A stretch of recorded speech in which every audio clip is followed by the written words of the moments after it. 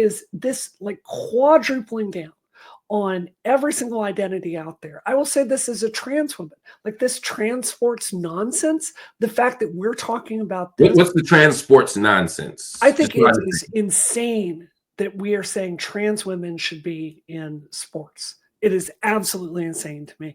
Do I think it's that big a deal? No. Does it help me as a trans woman if we are like leaning into the most unpopular issue imaginable?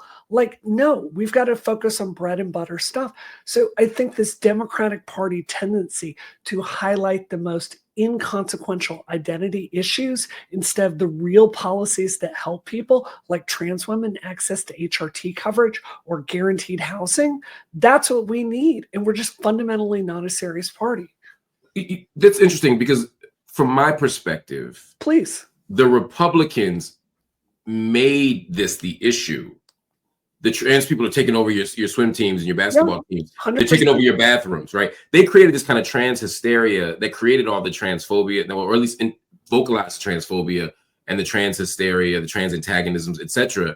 And then, to your point, Democrats responded by making that an issue that trumped economics, that trumped jobs, that trumped schools, that trumped all the other things. Yes. But it seemed to me that it was less Democrats making this an issue and more Democrats doing a bad job of responding to the Republican tactic. Would that be accurate? 100% across the board. And look, Mark, you know this. Like, you just showed that heartbreaking TikTok at the video at the beginning of this. So that 3-year-old girl on the ground. That breaks my heart. I got my start in journalism, like covering police successes in Mississippi, which is very racialized. I think you understand sometimes a community has an issue forced on you and it's not your fault. The Republicans make it a wedge issue and it's bullshit, but you've still got to respond to it in an effective way instead of doubling down on stupid. And I think that's where the trans community is right now. Someone here said she's a transphobe herself. You're saying that based on your statement about trans women playing sports. Before we move on, I want to give you a chance to sort of explain that point with clarity. Why should trans women not play competitive sports in the women's category? For example, a high school girls basketball team, you're saying a trans woman shouldn't be on the high school girl or college women's basketball team. I want to be really clear on this. I understand firsthand how much taking anti-androgens affects your athletic ability. I'm a fairly serious runner, and my times plummeted when I got on anti-androgens. So do I personally think we have that big an advantage? No, I don't.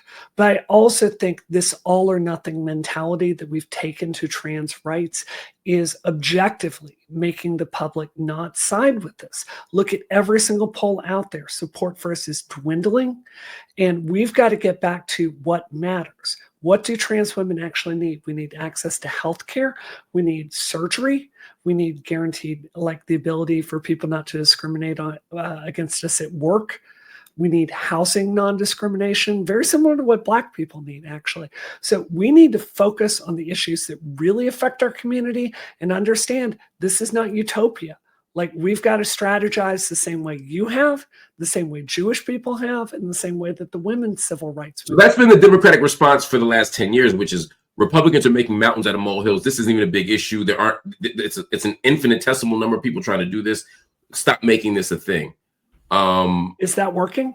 No, I'm with you, but I'm hearing you say something different. You're actually saying, in addition to that it's actually unfair to do that. It's actually, you're agreeing with the Republican side to the extent that you actually think it's unfair for women to compete in these sports. I think that trans women post-puberty, we probably have some advantage. I think those advantages are overstated. Like, this is a nuanced position. This is my life, and I have nuanced positions on it.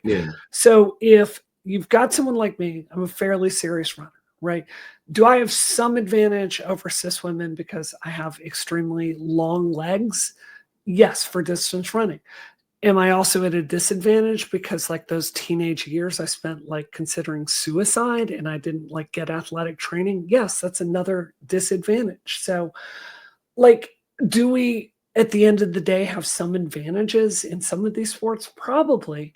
I don't think it's that big a deal, but considering the polling that I'm looking at, this just doesn't seem like a fight we should have. Does that make sense to you? It makes total sense. I just wanted to tease out the two issues, both the tactical piece and then the philosophical, ideological piece about whether or not it's fair or not. Because oftentimes I find people are talking past each other. And as a trans person, I wanted your take, because oftentimes it's non-trans people trying to decide the futures, the fates, the lives of trans people. And so to me, that shouldn't be the only conversation we're having. We should be having a conversation together, but trans people have to be at the center of that conversation. I mean, let's look at Black civil rights. I mean, Mark, you are in a category I am not. There's no people in the United States that have had to be as pragmatic about your civil rights as you have. I mean, just being really straight up with you, there are a trillion things we could sit here on the show that are not fair to Black people. But you don't see, you do see a prioritization of what the community needs and what you advocate. It's not all or nothing. And I think, if you look at the gains that have been made over my lifetime, even though they're rolling back now, that seems like that's been an effective strategy. Or maybe you think I'm wrong. No, I think you always have to be tactical. I think the key is always, what you're willing to concede, right? I would not want tactically to concede something that fundamentally denies my humanity or reinforces the denial of my humanity, right? Yeah. And sometimes you got to say, we win today, we fight tomorrow, we win tomorrow, we fight the next. And I get that. And so as long as there's been a Black struggle, there's been tactical disagreements about how to do that. And so I think where it gets even more complicated for me, as we talk about these trans issues, is that they're operating at the intersection of all these other things, like poverty, like race, and all these other things. So Black trans women are particularly vulnerable to death, to being murdered. Although all trans women are vulnerable, right? Homelessness, all trans kids are vulnerable. Suicide, all trans kids are vulnerable. So we have to think about these different populations, what educational access looks like, what housing access looks like, criminal legal system. And so it's a very complicated, messy thing. And I don't pretend to know the answer.